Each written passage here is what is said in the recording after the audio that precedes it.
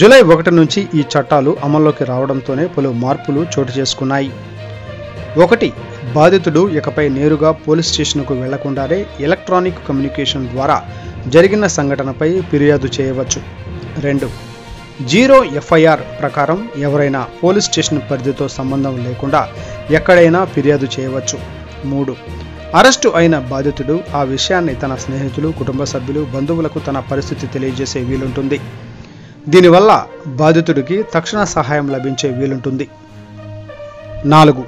Arrest వివరాలను స్థానిక police స్టేషన్తో పాటు జిల్లా ప్రధాన కేంద్రాలలోనూ బహిరంగంగా ప్రదర్శిస్తారు. దీనివల్ల బాధితుల కుటుంబ సభ్యులకు, స్నేహితులకు ముఖ్యమైన సమాచారం తెలిసే వీలుంటుంది.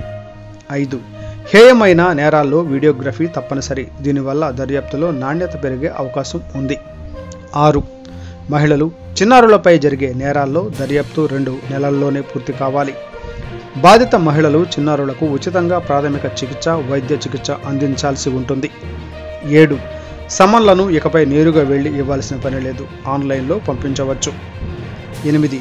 మహిళలపై నేరాల విషయంలో బాధితురాలి వాంగ్మూలాన్ని మహిళా మెజిస్ట్రేట్ ఎదుట నమోదు చేయాలి. వారు లేని పక్షంలో మహిళా సిబ్బంది సమక్షంలో పురుష మెజిస్ట్రేట్ ఎదుట హాజరుపరచాలి. 9. బాధితులతో పాటు నిందితులకు కూడా ఎఫ్ఐఆర్ కాపీ నకలను ఉచితంగా అందజేస్తారు.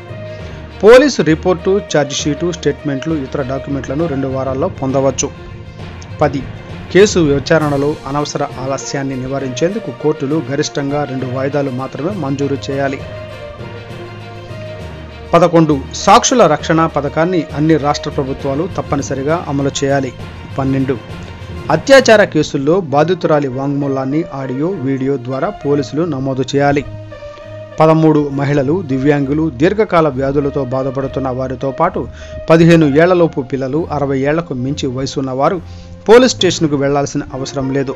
వారు తాము నివసిస్తున్న చోటే పోలీసుల సాయం పొందవచ్చు.